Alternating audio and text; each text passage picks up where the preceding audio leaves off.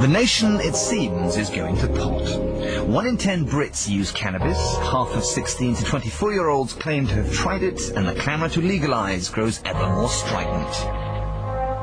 But rather than wring our hands over the decline and fall of society, we're going to be a bit more constructive.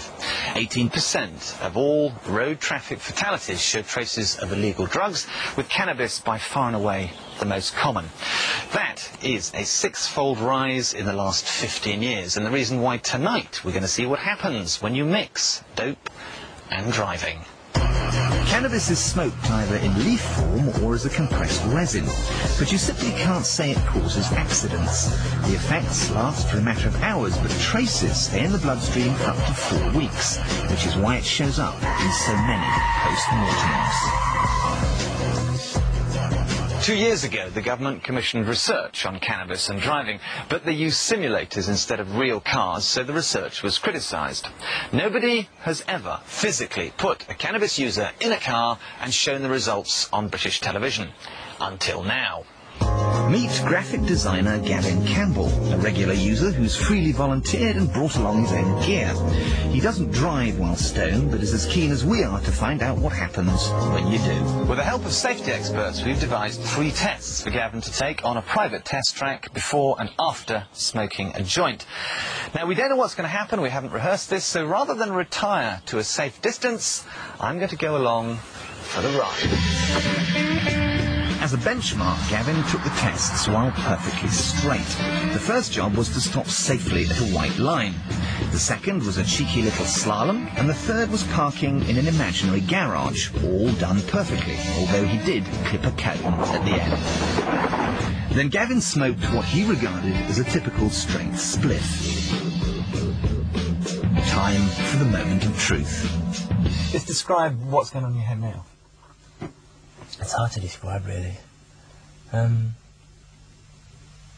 Lightheaded, relaxed, at ease. So how does being at ease affect Gavin's driving? The stopping test requires distance judgment, like slowing to a set of traffic lights. On to the slalom test, which checks spatial awareness and medium speed manoeuvring. Did you find that hard? No, not at all. I can see no deterioration in your driving skills. Your gear changes are still very good. Your speed's constant. You're anticipating the way you handle the car seems absolutely fine. How do you think your driving is?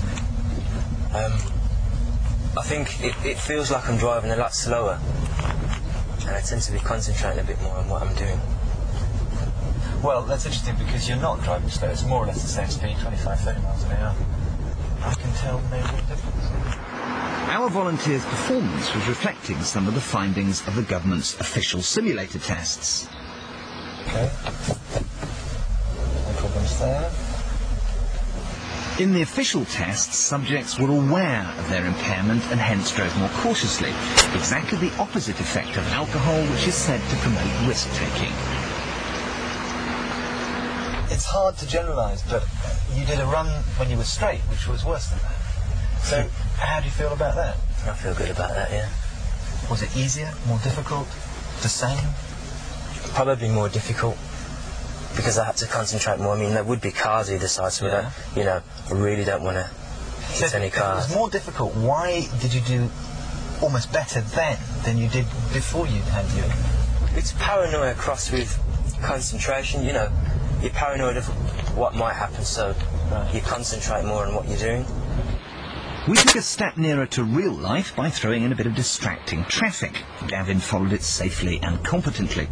We couldn't catch him out, even with an emergency stop. There's always a variance of effect, depending on the person, but after that one spliff, and in our controlled environment, there was no obvious impairment to Gavin's driving. After his one spliff, Gavin passed these tests, but it might have been different if he'd smoked more. So where's the limit? Is there a safe amount of cannabis you can smoke before driving? Now, I know there are thousands of you at home advocating zero tolerance, and that any trace of weed, pot, blow, black, resin, bush, smoke, ganja, call it what you will, should be considered a very serious offence. But hang on a minute. Unlike booze, cannabis is illegal, so there's no official dope driving limit. Like the breathalyzer, we need to find a testing system to establish how much cannabis it takes before your driving goes to pot. While we're as surprised as you are at the results of today's tests, I'm emphatically not condoning drugs and driving or saying that this was remotely scientific or empirical. It wasn't. What I am saying, though, is that we need to put away the old stereotypes and cliches about hippies and reefer madness and get down to an intelligent, informed debate about drugs and driving, and we need to do that as soon as possible.